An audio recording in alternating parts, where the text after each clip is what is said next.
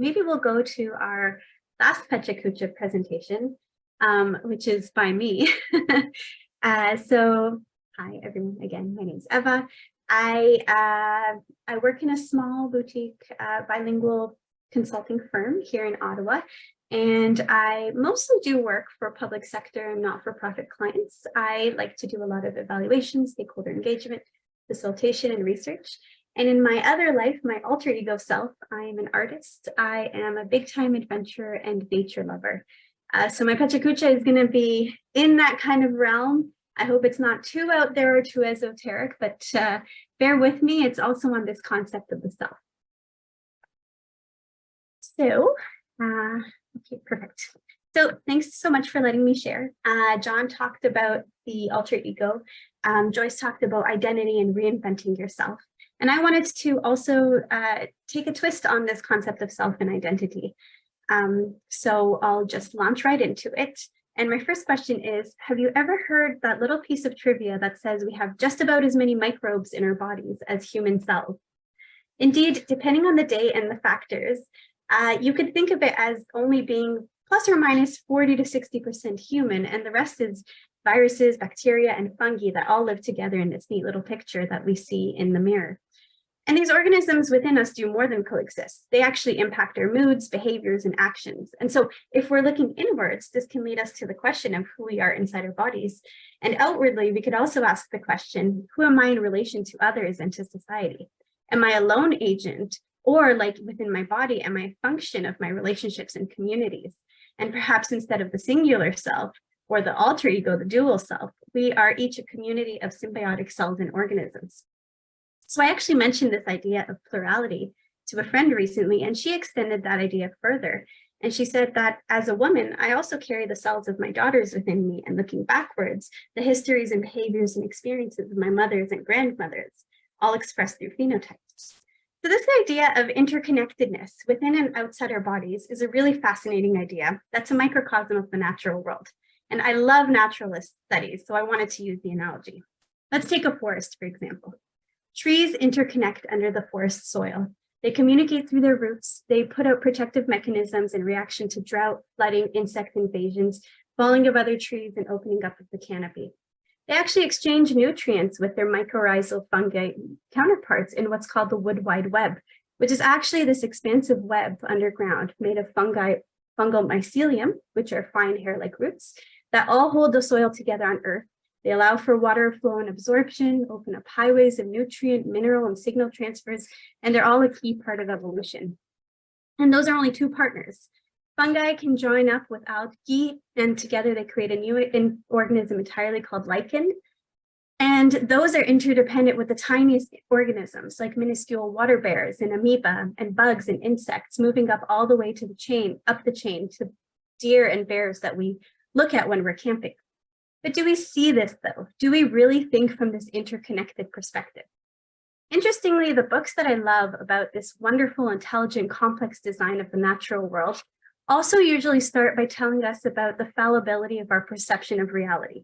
So our perception of the world and our understanding of reality is formed by familiar recurring patterns. We see the patterns that we're used to seeing and we recognize. And we have trouble seeing what's not coded in our bank of patterns. So we're not used to looking at bugs and fungi and lichens, so we don't see them. And we don't look closely at mosses, even though they could teach us worlds of knowledge, and so we don't acknowledge them. And we don't think of trees as performing functions that in human terms we would think of as raising their young and protecting their peers and nurturing their elders, but they do. So why this discussion on nature? Well, I think it can teach us something. I think if we can put the ego aside, we might be able to expand our viewpoints and train our perspectives to look for, identify, and incorporate new patterns. So to illustrate, I learned 3 things that happen when I go out foraging in a forest, looking for something that's not guaranteed to be found. First, perspective in the forest changes. It's super disorienting when your eyes start to focus on bark instead of on the trail, but what could have been a necessary 30-minute dog walk starts to turn into this foray into textures and colors and scents and feelings. And then you start to unwittingly fall into a mindful trance. When I'm out foraging, my mind is racing to identify life forms around. My sense of smell is peaked. I start to map out marshy areas versus coniferous groves, for instance. And I use my touch to feel tree bark, scratch at the roots to release essential oils, and I rub the square hairy stems of plants in the mint family. So I'm looking around trying to pinpoint anything that can serve as a reference, like the cross petals of the mustard family, rather than being in my own head about the future or the past. And so after a while of this totally different perspective change, you start to lose focus as well. You start to hyperfixate again. Maybe you were out looking for a specific mushroom, like a delicious chanterelle, and you start to get frustrated. So your vision blurs and you lose focus and you lose this expanded viewpoint that you had. You can sit down to take a break and your viewpoint expands once again. So I'm talking here about our human tendency to see reality as it's neatly coded and organized by patterns that are familiar. And this kind of tendency to come back and hyperfixate and always kind of have a unique perspective. But this isn't a failure. I think that the cycle of mind expansion, mindfulness, and then loss of focus is proof that we can and perhaps should practice expanding our viewpoints. So to bring this back to the present and topics of identity, self, and representations of ourselves in consulting, I start to wonder, let's say we're not individuals, but a community of organisms.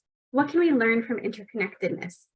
And if we can expand to think of our colleagues and clients and competing consulting firms as extensions of ourselves within the consulting practice, what's the next step? Authors of naturalist studies tell us to put away the anthropomorphic view that all nature is in jolly collaboration. There are some parasitic species that kill each other for their own gain. Others only collaborate to increase their overall support system or trade resources strategically. But even there is the concept of hybridity. So rather than thinking of pure competition versus collaboration, we can think of interconnected systems as alloys or combinations of strategic competition and collaboration. So this Pecha Kucha isn't one where I offer any answers, just more questions. And my question to all of you interconnected beings in this space is, can you expand your viewpoint? Can you deconstruct and then rebuild your perception of self, the ego, and interconnected systems? What can we learn from interconnected systems? Can we break down this concept of competition and separateness and scarcity and start to work together the same way that nut trees work together with wild boar to spread their seeds? And if we can succeed in expanding our viewpoint for a little while, is there a way to combat this tendency to hyperfixate again on the individual self? Can we come back again and again and again to work on unlearning our patterns that are in our mind? And left. So hopefully that was not too out there. Dawson, I see you had your hand raised. Oh yes. Can we make a comment? Yeah. Yeah, that is 100% relatable because I was in the garden for, it was 30 days from the winter to the springtime. I meditated every day in the garden and I got to see the flowers grow each little bit, inch by inch, until they were fully bloomed. And during meditation, I was able to become one with everything else and to be like within, like to feel like a plant almost. And so it is relatable. Thank you. Thank you. Yeah, it's interesting, I think. And, you know, we don't only have to think about it too as communing with nature and meditating. We can look at, for instance, network theory in nature, and we can see how many relationships are between like the mycelium network underground and how it works with nodes and networks and how that relates exactly to our internet, right? It's super connected. So I think there's a lot to learn from the interdependent interconnected systems theory. Yeah, I also wanted to just comment. I really appreciate the illustration about the connectivity within the plant system. And I think that's what we brought into our relationships when we talk about collaboration. You find out that when you collaborate within teams, you achieve a lot more. Together, you achieve better than when you try to do it individually. So learning from nature and bringing it to our human connections is very, very wonderful. Yeah, I agree. Thank you for that. Typically, I ask the presenter questions, but I was the presenter. So does anyone have a question for me or another comment? feel free to just chime in there if anyone does. Yeah, maybe I can just jump in, Leva, if you don't mind. I love this concept of interconnectivity. I think it's kind of all around us and things that we don't see. You talked about foraging, and I know if you go into the forest with new eyes, you will see sources of food, for example, edibles all around you, things that we wouldn't know, things that are invisible. I was using an example in our alter ego group of it's another way of seeing beyond the level of awareness, of conscious awareness. And I was using an example of writing, of how you can read a novel, enjoy a story, but not be aware of how the author has crafted a story. So it's another example. Whether it's going into a forest or reading a book, there are levels of awareness that we may not be tapping into. And once we become conscious of them, it opens up a kind of a new world for us. So I really like your message. It really resonates with me. Yeah, thank you so much. I think there's a lot that we can learn from it. And what I find interesting too is again, it's even in nature, it's not just about collaboration. There is a competitive aspect to it, but somehow it all works together because there is such an interconnection between the systems. So it is interesting to see how we can apply that lens. And like you say, your vision changes in a forest. Can we change our vision and look at our problems that we deal with in consulting differently? Yeah. That's kind of, yeah, the intrigue. So I think we'll send you to your last breakout session. Here we are back again. We just had a really fascinating discussion. We were talking about different learning styles. We talked about, so one of the participants in our breakout session talked about interacting in sort of an ecology of people. And I thought that was a really, really beautiful and really apt word to use. An ecology of people working together and people that have different learning styles, different needs, different interests, and how can we sort of fit those puzzle pieces together. So thank you. Thank you to my breakout session colleagues for that really great conversation. Did anybody want to share from the conversation that they had in their breakout room, or even any thoughts about all of these topics on the self and identity? They're pretty big questions we've been tackling here. Okay, my own breakout session, somebody talked about, I think it was Victoria, she talked about the interconnection of the neurons in the brain. You know, that was a different viewpoint about it, how it's all connected and what that helps us to be able to think and perform better, you know. And then we also talked about competition being very important, because with competition, you're able to see how you can get better, because you know you have a competitor, so you can't afford to be stagnant.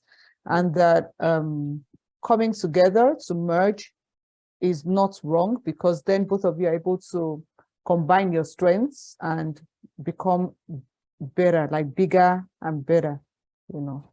And we also talked about governments trying to ensure that two very strong or very powerful bodies are not merging together, because when competition merges to form one body, then they become a monopoly. And then that's actually dangerous again. So it's just about balancing competition and collaboration. Yeah, that's really interesting, this taking it further to the idea of monopoly. And one thing we talked about in our session is this idea of in interconnected or complex systems, having a little shift that creates a big change. And so something like that, two bigger entities coming together, might look like a little shift, but it changes the entire picture, the entire system, and can disrupt or unbalance or topple it. So that's kind of fascinating. Any other thoughts, comments?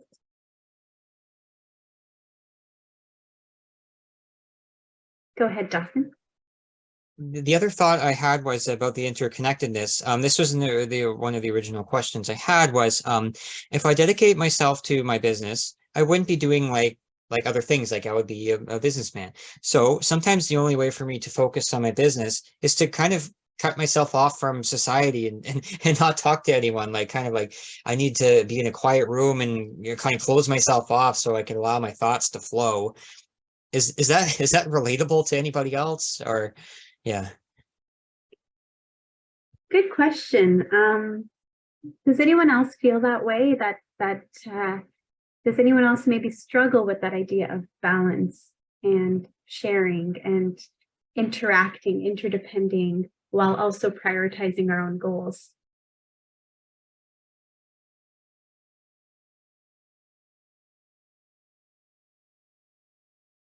Maybe I can just comment. I think for me, it came down in my younger days about, what's your vision for your own future? And always hated that question in interviews and things like that. What's your 5-year vision or whatever? I never had an answer for it, but somewhere deep down, I guess I had a vision about consulting, and for quite a while I was independent, clustered away in a home office, and CMC became my network. It was my excuse and reason for getting out of that, sort of out of my home office and meeting people and collaborating and so on. So tapping into that network became really important to me. So I don't know, Dawson, in terms of your own, when you choose to, sometimes you do, you need to choose isolation to kind of come to grips with whatever vision you're trying to formulate in your head, how to crystallize it. But there maybe comes a moment where you can tap into that ecosystem that may be surrounding you, to reach out to like-minded individuals. So I mean, that could be really powerful, right? Thank you, Mr. Gelder. That makes a lot of sense. And that's when I found out about the Greater Niagara Chamber of Commerce, and I found out about different things. So I can, in my plans, in my SMART goals, I can plan to have this time to kind of work on the business. And then I have time to kind of validate different things and to validate other people's businesses and to be able to have that community. So I guess that does, that answers my question. Yeah. Thank you. And I should say thank you, John, for that great plug. Back to CMC, the reason why we all find ourselves here today. That was a great smooth transition. So we're wrapping up our session. We have had really fruitful conversations in all of the breakout sessions I've been in, and it sounds like everyone else in their sessions too. What's upcoming, I'll just make a little reminder. March 8th is the Women in Consulting, which promises to be really exciting as always. And then what's up? Wednesdays, recorded sessions are available online. So you can, if you miss any of those, you can go back and look at them. And CMC Ontario Presentation Library PDF download is available for all past sessions as well. And a quick reminder to fill out the event survey for this session. Yeah, the survey is a great chance to tell us what you'd like to see and hear about. So thank you to you all. Thank you for being here, for sharing the space, for sharing your thoughts and ideas, and for being so generous with everything you contributed. And I wish you a really great night.